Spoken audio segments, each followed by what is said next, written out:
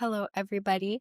Welcome back to Office Hours Politics Edition. I'm your host, Sienna Ali, and today we're going to talk about a question that sounds so dramatic, but actually sits at the heart of how global politics works. Why do states seem to need enemies? Why does every era seem to have its villain? The communist threat, the evil empire, the axis of evil, the Chinese menace, the migrant invasion. Is it just propaganda?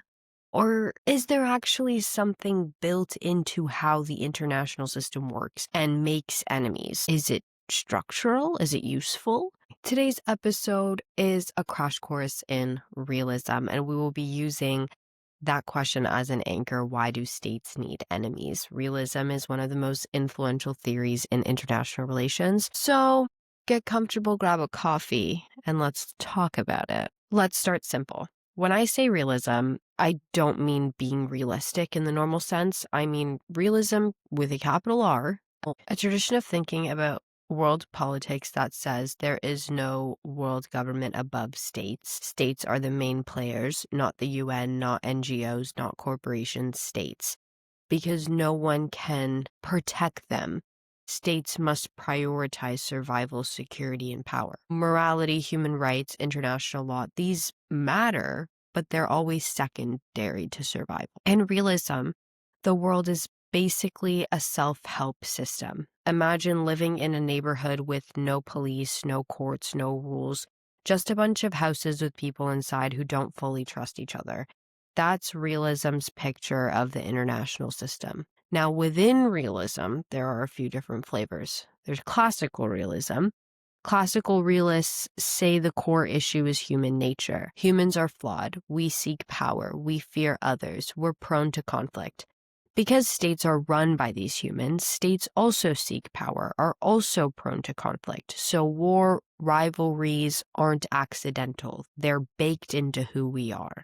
Then there's structural realism or neo-realism. This is when you get the problem isn't human nature. The problem is the structure of the system. No world governments mean to be this way. They happen out of uncertainty, and uncertainty brings fear. So really, they just happen out of fear. If every leader is an angel, the logic of the system pushes them to behave like devils. Then there's offensive or defensive realism. This is a little spicy. Defensive realists believe that states just want enough power to feel secure. They balance. They're not trying to conquer the world. Offensive realists argue great powers would love to dominate if they could. If you can be a regional hegemon, the boss of your neighborhood, you're going to try to be. So depending on which realists you read, states are either anxious homebodies with deadbolts on every door, or ambitious landlords trying to own their whole block. But either way, realism starts from the grim baseline. There is no one above states to protect them, so they live in permanent insecurity. And this is where enemies come in. So now let's connect this to our main question. Why do states need enemies? Realism doesn't literally say you must have an enemy at all times. But once you accept the realist picture of insecurity, enemy images become incredibly useful both internationally and domestically. Let's break this down into a few functions. Enemies help states make sense of threats. In a world with limited information and constant uncertainty, it's easier for a leader to say, that state over there, they're the threat, that's our enemy, rather than there's a complex, multi-level system of shifting power distributions and deep interdependence. No one wants to hear that in a speech. An enemy simplifies the world. It condenses multiple sources of threat into a single syllable. It turns abstract fears into a concrete other. From a realist perspective, that's actually rational in a messy world. You have finite attention and resources. You focus on whoever is most capable of hurting you. Enemies justify military spending and alliances. Let's be real, it's way easier to sell a budget if you can say we need these tanks because they're coming. An enemy helps justify high defense spending, strengthen alliances, explain foreign interventions. Realism says states seek security through power, but in a democracy, leaders can't just say, we crave hegemony, give us more missiles. They say, we're under threat, we must protect you. The enemy gives them a story. Enemies also build domestic unity. There's a phrase called rallying around the flag.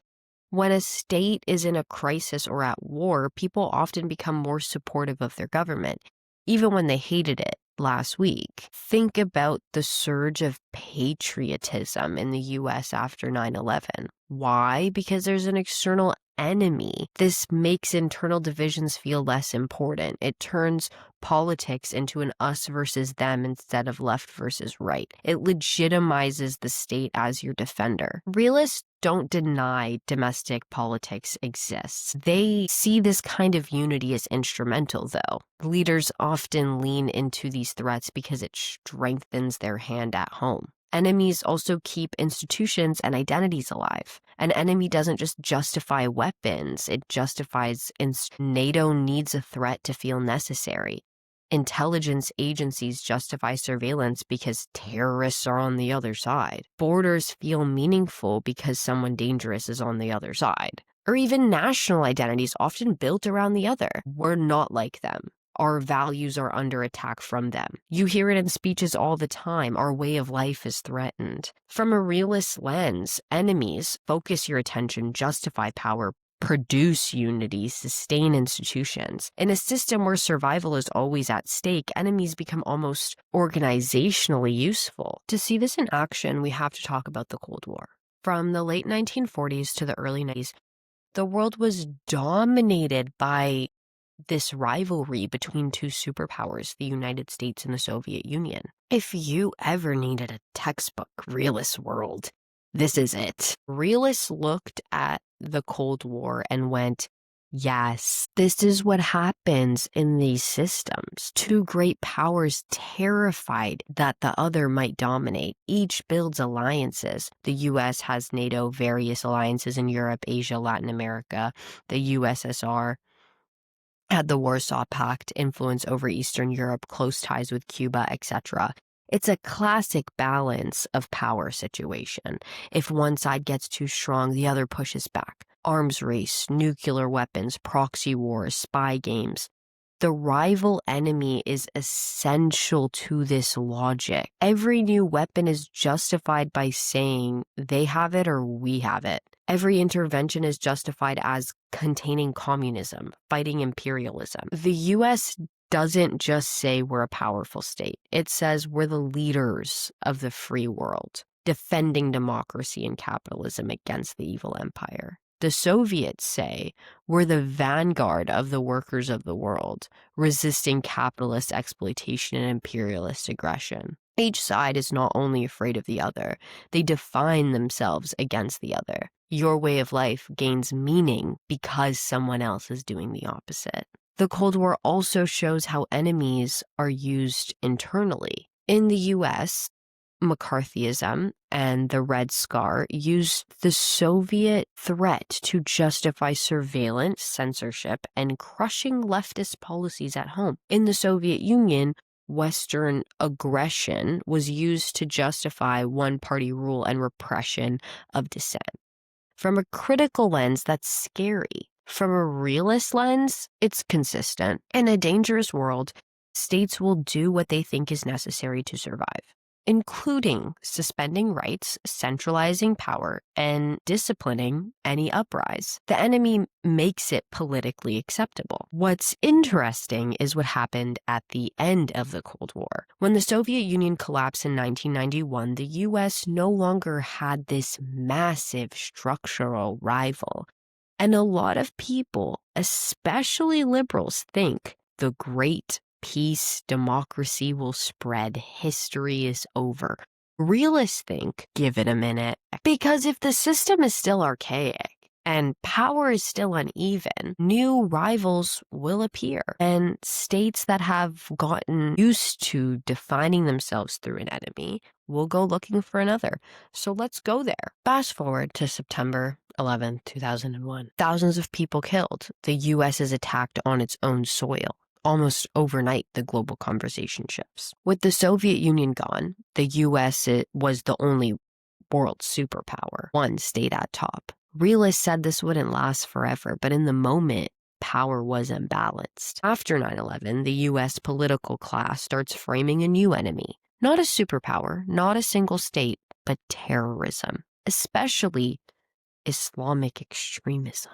And this so-called set of rogue states. Just to preface, there were no weapons of mass destruction in Iraq. Anyways, the phrase axis of evil shows up. Iraq, Iran, North Korea. Notice the patterns. You lose one clear enemy, you build a new configuration of enemies to fit your existing institutions and identity. From a realist lens, the US is doing something familiar. It perceives a major threat. It mobilizes alliances. NATO invoked Article 5. It increases defense spending drastically. It intervenes militarily in Afghanistan and Iraq, all justified under security. We must act over there so they don't attack us here. The enemy terrorists, the Taliban, Saddam Hussein, are used to justify expanding the security state, new surveillance laws, torture, black sites, drone strikes. Now you can absolutely critique this on a moral or legal grounds, any grounds, but in strict realist terms, it fits a pattern. The state will bend rules to neutralize what they define as existential threats. The war on terror also shows how fear of an enemy can be used domestically. Any uprising is painted as unpatriotic. You're either with us or you're with the terrorists. Islamophobia skyrockets. Emergency powers being normalized.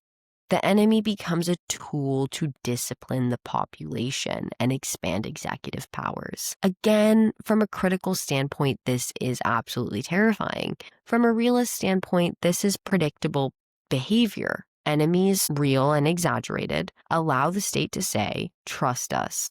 We're keeping you safe. Now let's zoom into the present. The war on terror didn't just end and leave a vacuum. As the 2000s and the 2010s roll on, something else is happening in the background. China is rising economically, militarily, technologically. Russia is reasserting itself.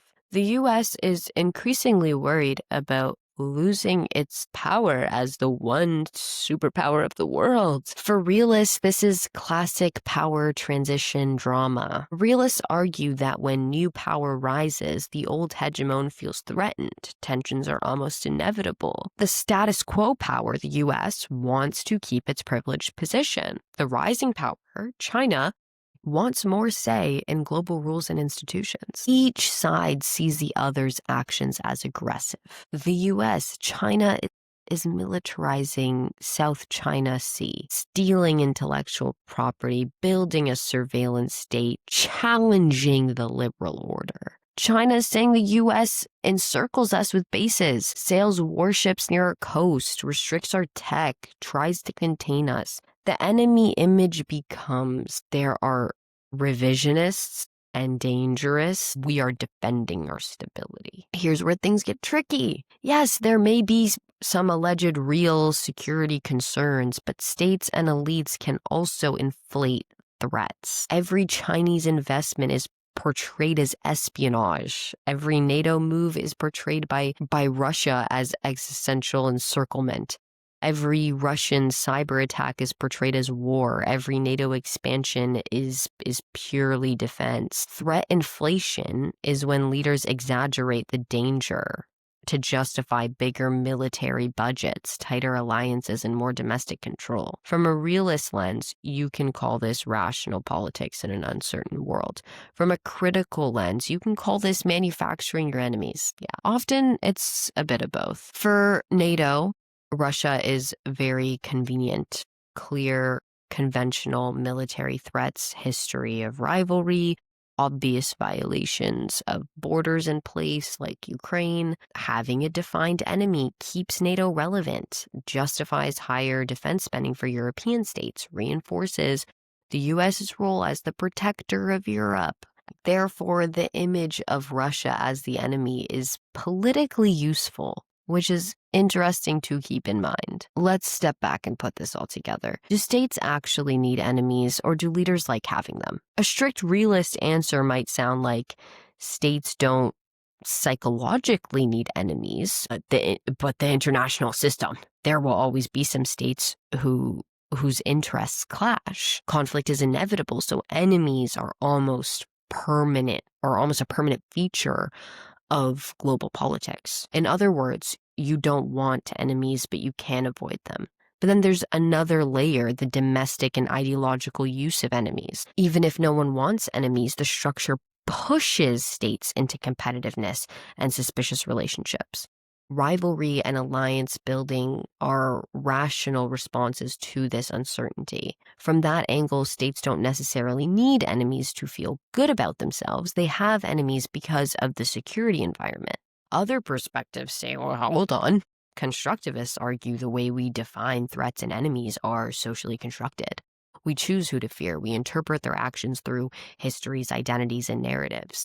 Critical theorists and post-colonial scholars say enemy images are often racialized, gendered, or tied in civilization narratives. The enemy becomes a way to justify empire intervention and domination. Think of how the Muslim terrorist, the migrant invader, is used politically. These lenses, it's not just that the enemy appears because of structure, it's that elites produce and manage enemy image because they are useful. Honestly, the most convincing picture is a mix. The structure of the international systems make rivalry and insecurity feel likely. Within that structure, political elites exaggerate, shape, and weaponize enemy image to serve their interests. So do states need enemies? Structurally, they'll almost always have them. Politically, those rivals will be turned into enemies in speeches, news cycles, and national mythologies. Psychologically, societies often cling to enemies because it makes identity simple. We are good, they are bad. The realist contribution is to remind us, even if you strip away the spine, the world is still dangerous and power still matters. The critical contribution is to remind us a lot of that danger is interpreted, framed, and performed. So you might be thinking, okay, cool theory, but what do I have to do with this? A few takeaways. Be suspicious of these alleged threats. Whenever you hear our way of life is at stake, we have no choice but to act. There is no alternative. That's usually a sign that an enemy image is being used to shut down debate. And again, realists say yes, threats are there, but critical thinking is to ask who's benefiting from defining the situation as a crisis. Notice how enemies shape identity. Pay attention to how leaders talk about us and them. Who gets framed as civilized versus barbaric? Whose violence is called defense and whose is called terrorism? Who is allowed to be complex and who's flattened into a stereotype?